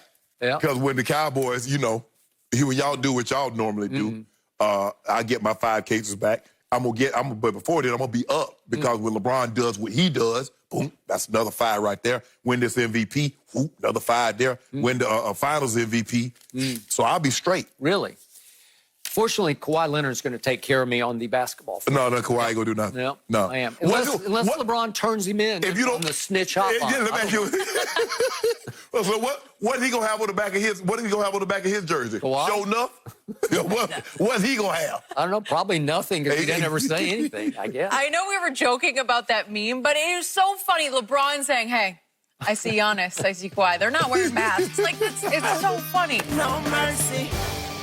We've been talking about it all day. The deadline for Dak Prescott and Jerry Jones to get a deal done is now just over 4 hours away. And joining us now, NFL Network's Jane Slater. She has been all over this in the offseason. Good stuff, Jane. But I want to know, what's the latest? I wish I had some updates for you guys. Good to see you. I was talking to you guys during the break. You guys have been some of the hardest working people through COVID and with sports. But now we have a lot of news to talk about on this Dak situation. So it's my understanding that they haven't had any meaningful conversations. It's been very quiet since they slapped the franchise tag on Dak. And since then, the phones have not been ringing, which gives me the sense that it's not going to be a situation like we saw with Ezekiel Elliott, where essentially Zeke got back from Cabo, told Rocky Arsenault, his agent, pick up the phone, let's get a deal done, and they did it at the 11th hour. This really feels like the two sides are digging in. And as it was described to me, the offer that was last on the table and the one that remains was anywhere between $33 and $35 million a year with a guarantee that's close to about Jared Goff's, about $110 million guaranteed. Now, he signed the franchise tag, so he's already locked in at 31.4. And then, of course, if they franchise tag him again next year, he's looking at $37 million. So that's where it stands right now. And that sticking point continues to be that 4 years for Dak. Cowboys want 5 because they believe they're giving him a top of the market offer. And they want that extra year so that they can, as you guys know, front load that money and have a little room to play with it. He wants to be able to start talking about a new deal in year 3. They want to start talking about it in year 4. So, Jane, of that $100+ million that you reported, maybe 110-ish, Jared Goff-ish sort of 110, do you have any idea how much is what they call guaranteed at signing? It's the real guarantee. Like Goff got 57 guaranteed at signing. Wentz got 66.4 guaranteed at signing. That's the money you can really take to the bank. Well, I don't have the offer sheet in front of me, but as it was described to me, Skip, we're talking about 85 plus. And so that's what they call a rolling guarantee these days. All right. And then ultimately, then all of it, 110. But that is what I'm being told the number is currently at. And so, look, I think you could argue this thing 2 different ways. You could take the Kirk Cousins approach, which is seemingly what Todd France and Dak Prescott are doing here. When I looked at the numbers, you know, if Cousins plays through this contract, of course, he just got the 2-year extension that gave him another $66 million on this. He's looking to make $196.4 million. Not bad when you consider Russell Wilson, who's also in his draft class, what he's been able to do. And he was also a 4th-round pick like Dak. But then you can also look at this another way where essentially you could have long-term security at this point. You don't know what it's going to look like next year. You don't know really what this cap is going to be in. Well, the gambling revenue is likely not going to be affected. The TV money, which again is why they keep honing in on this year 3 as it pertains to this contract with the 4-year deal, at least gives you some security. I started polling a lot of agents that have worked with the Cowboys on some of these deals in the past, and I asked them, what do you guys think? I'm just curious. You've dealt with them in the past. And one agent brought up to me the Anthony Spencer contract, and Skip, you might remember this. They franchise tagged him as a young lineman, thought that the number they franchise tagged him was more than the APY. But then when he played, he didn't have that great of a season. Neither did the Cowboys. I was told they were thinking about not even franchise tagging him. He gets tagged again, and then he injures himself. And for the large part, we saw his career sort of fizzle out. Now, I'm not saying that's going to necessarily be the case with Dak Prescott, but you really are gambling on yourself. Now, he's played 64 regular season games. He's incredibly durable. He's taken them to 3 playoff games. He's won 1. And this is a guy that's always bet on himself, going back to high school, college, and the pros. You know, every time a starter got hurt, he got the job, never gave it back. And he's done an admirable job in Dallas. And I also think that he plays better with a bit of a chip on his shoulder, but it still is a little bit of a gamble. Yeah, but Jane, here's the thing. You look at Goff and you look at Wentz, they got their deals done with 2 years left. So Jerry wants a 5-year deal, and he wants a deal at his number. So shouldn't Jerry be willing to concede something? Because Dak has no more years. Those other guys signed 4-year extensions, which basically was the 2 years plus 4, that's 6. Well, if you want Dak, Dak has no years. So Dak should get 15, 20% more than what Jared Goff got in guaranteed money. If Jerry wants the 5 years, he has to be willing to concede something because he didn't give Dak the security that those other organizations gave those quarterbacks. You know, to your point, I hear you, Shannon, but the Cowboys, at least their position maintains it. They feel for a guy that hasn't gone to a championship game yet, for a guy that was a 4th-round pick, for a guy, and I don't love this argument that you're in Dallas and you can make up the money. I know there have been people that have talked to him about that. You can make all this money. Those Oikos contracts don't happen if you're with the Buffalo Bills necessarily. They happen when you're in Dallas. And we've also seen how guys like Cam and Jameis, tides turn. But they feel like, given the number, that this is fair market value. I mean, we're not talking that they've necessarily disrespected him with this contract. But to your point, yes, I think we can all agree the Cowboys wouldn't have found themselves in this situation if they had gotten this thing done 2 years ago, before the Jared Goff situation and before the Carson Wentz deal. But they certainly don't feel like he's anywhere in the stratosphere of Patrick Mahomes. So they feel like they're putting him right up there with the Russell Wilson numbers, and they feel like that's pretty respectable. So, Jane, as you well know, not much communication for a long time. Not like Jerry Jones, who always says deadlines make deals. So I thought maybe I was hoping against hope that last night they would feverishly negotiate, and maybe by now they'd be very close to compromising, finding some new middle ground and make a deal. Do you read anything negative into that? Is there any animosity that has developed on either side versus the other side over the last 3, 4, 5 months? It's not a bad question. And I think for the locker room and especially the players, you have to wonder, okay, we saw how acrimonious this thing got with DeMarcus Lawrence. We saw how tense this thing got with Ezekiel Elliott. The difference was that ultimately the players bended a little bit. They picked up the phone. They were able to get a deal done. Yep. Todd France and Dak's side have not bent at all, and they've made their position known. I thought it was interesting. I pulled up an interview even from last year talking to Dak Prescott when they first made their offer and then the counter offer. And he said, I'm just learning the process. I knew how these deals, I would imagine that he's learned a lot about this. But for those wondering if this is going to be a distraction, what I've seen with Dak is this is a guy that is such a consummate professional. I think that's why it's also hard for some people to sort of grasp this. He's done everything right, both on the field and off of it. We saw the way that he galvanized this team with Tony Romo, who got injured, came back healthy, wasn't even able to compete for his job because he was so admirable as a starter. We saw the way he navigated with a tight end by committee, a wide receiver by committee, with the Ezekiel Elliott suspension. For a lot of people, they feel like, well, you've overpaid players for years. Why not the one guy that actually deserves it? Unfortunately, I think you have two things happening here. You finally have a front office that's saying to themselves, we can't keep getting ourselves in what they used to call cap hell around here. Yep. And we're not going to be able to go to a Super Bowl if we continue to overpay players. And they said that even with the Ezekiel Elliott deal. We were talking about this last summer, guys. You can't overpay these players, but they feel like they're not disrespecting him, and they're also not overpaying him. They're paying what they believe is the market value. So I also think what's unfortunate here is we're talking a pandemic. A lot of people are losing their jobs. A lot of people are marinating on these numbers. If there wasn't a pandemic, I don't think we'd even be talking about Dak and his money.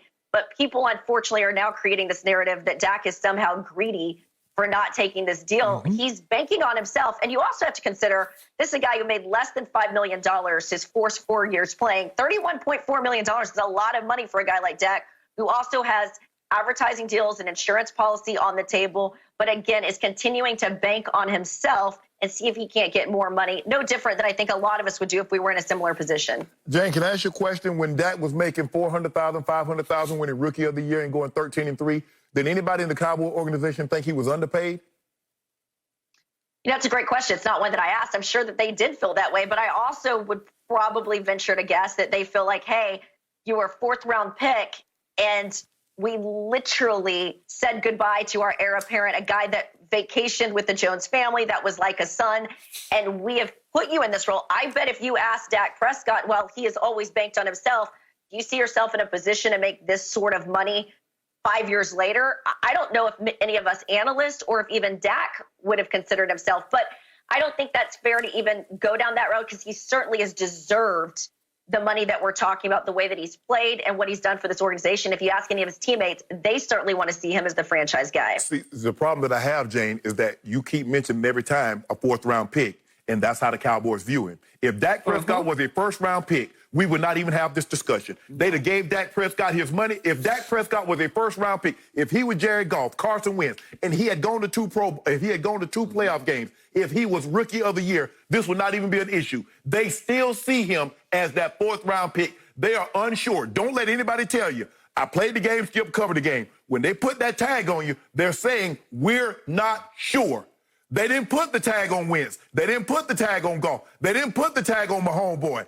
They put it on Dak, and they didn't get the deal done early. And I told Skip, I said, Skip, the mistake they're making is that when Wentz come up and when Goff come up and all these other quarterbacks, Dak's going to start like, well, whoa, they're coming up with deals, and they got 2 years left. I got none.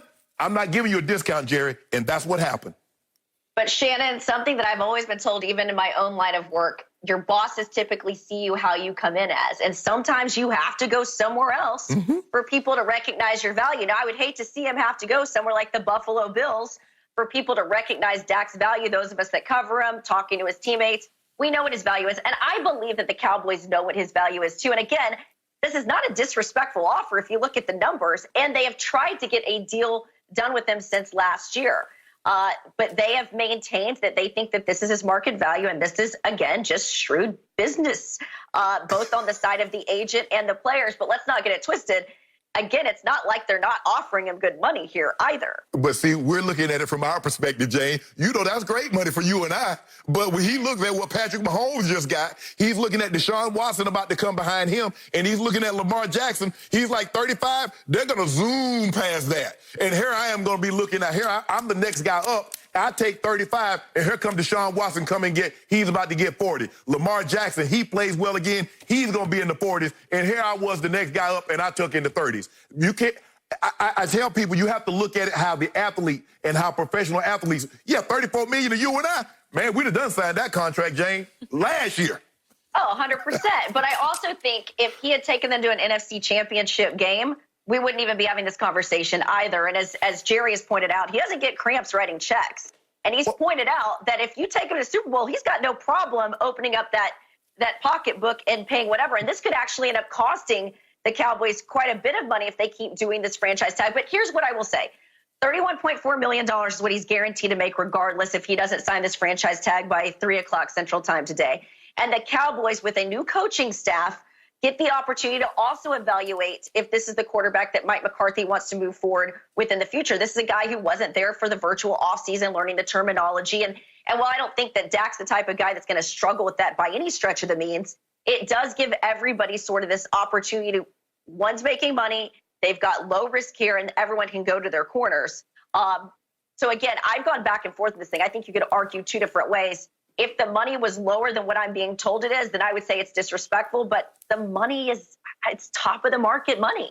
Jane, let me ask you a question. The sticking point, again, is this 4- and 5-year deal, which, again, the Cowboys have never done a 4-year deal with a marquee player. I had our research look at this. They have never done a 4-year deal with a marquee player, and they feel like if they set a precedent with this, they're going to have to continue to do this. They front load the money. They want to start talking about that new contract for him in year 4 as opposed to 5. Jane, they already set a precedent. Tony Romo didn't go to no NFC Championship game, and they made him the highest paid quarterback. So now you want to... Tony Romo always comes in the discussion. Yeah, it should. He got it. You said a precedent. You the one that used the word precedent. They never signed 5 4-year deals. That's precedent. Tony Romo never went to the NFC Championship game. That's precedent.